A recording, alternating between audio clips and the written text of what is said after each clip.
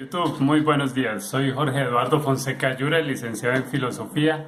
Me gradué de la UNAD, Universidad Nacional Abierta y a Distancia, en poco menos de hace un año, que soy licenciado, estudié ciencias religiosas fuera del país. Y mi intención con este video es impactar tu vida interior, impactar ese ser interior que tiene unos sentimientos, unas necesidades, emociones y pensamientos que vale la pena exaltar y trascender. En estos días he analizado un tema muy importante de la filosofía que es más conocido como existencialismo. Una práctica filosófica también que entiende la vida humana como una existencia en desarrollo, una existencia en construcción, por lo que marca una diferencia bastante profunda y bastante determinada y evidente con respecto a las filosofías anteriores para las cuales la esencia precede la existencia. Muchas de las filosofías antes del existencialismo consisten en decir cómo el ser humano es un ser que ha de responder a ideologías preexistentes a él. Pueden ser religiosas, pueden ser de tipo capitalista, de tipo racionalista, cientificista.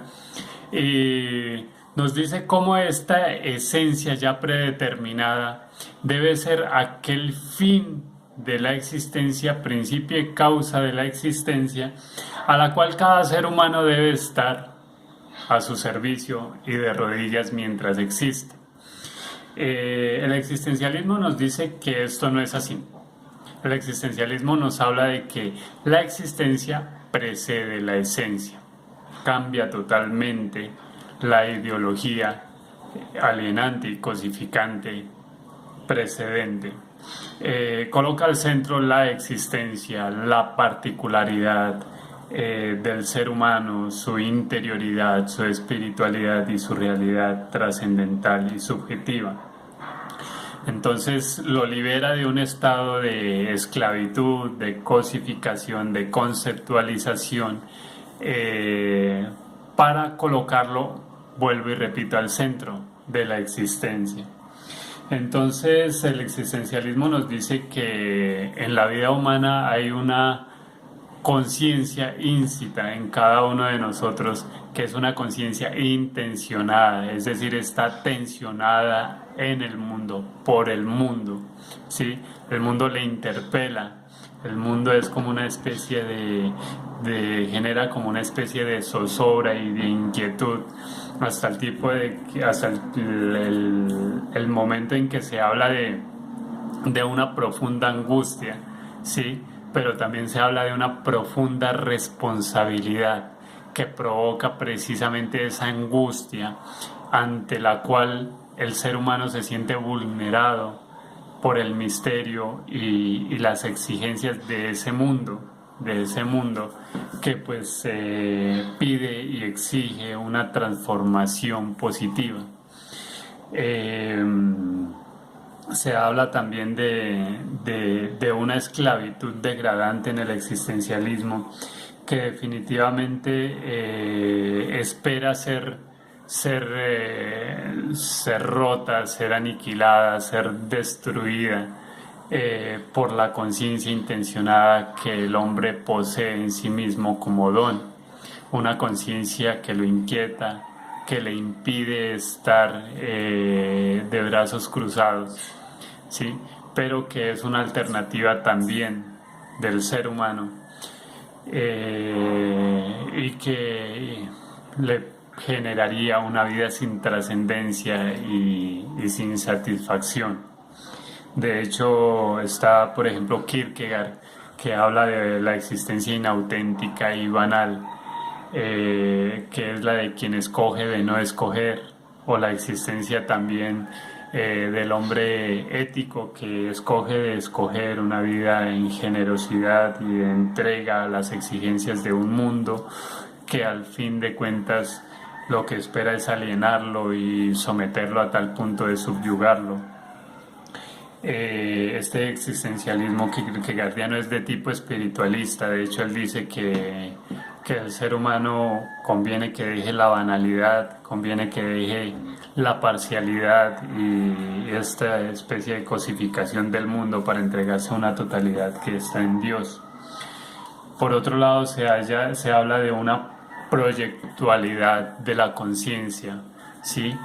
Como una codependencia casi en la que la conciencia es conciencia de mundo, de sus necesidades, de su grandeza, de su pequeñez, de sus límites, de su trascendencia y de su realidad terrenal.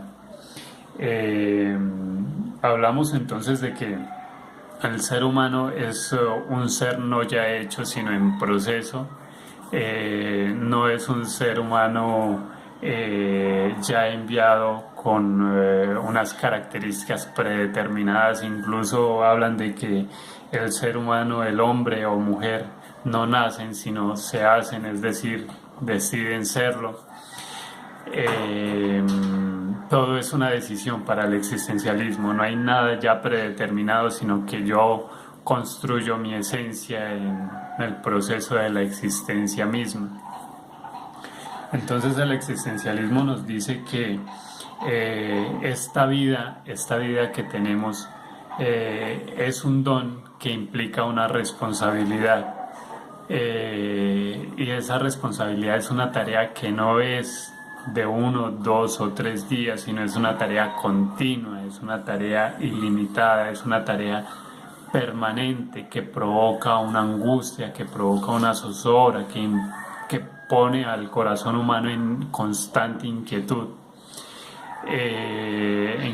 ¿Por qué? Porque la vida es servicio, porque la vida es entrega, porque la vida no es cosificación ni alienación, porque el objetivo de nuestra existencia es liberarnos de tanto proceso de manipulación y no ser muro para el otro, sino ser un puente, así el otro tenga que pasar por encima. Pero hemos visto que tantos líderes, Jesucristo, Mahatma Gandhi, el Dalai Lama, Teresa de Calcuta, han sido puentes. Sí, toda la pobreza ha pasado sobre sus lomos para una trascendencia de mayor significado. Entonces, los dejo con esta enseñanza del existencialismo que para mí es la más importante. Somos seres eyectados en el mundo, arrojados en el mundo, proyectados en el mundo, no para nosotros, sino para el mundo mismo. Somos un don para el mundo.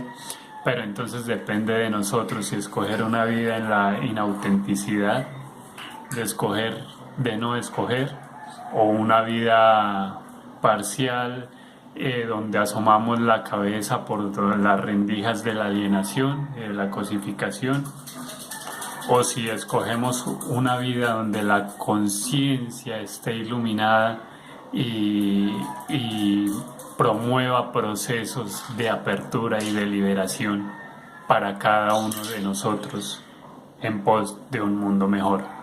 Entonces les mando un abrazo grande, una bendición inmensa.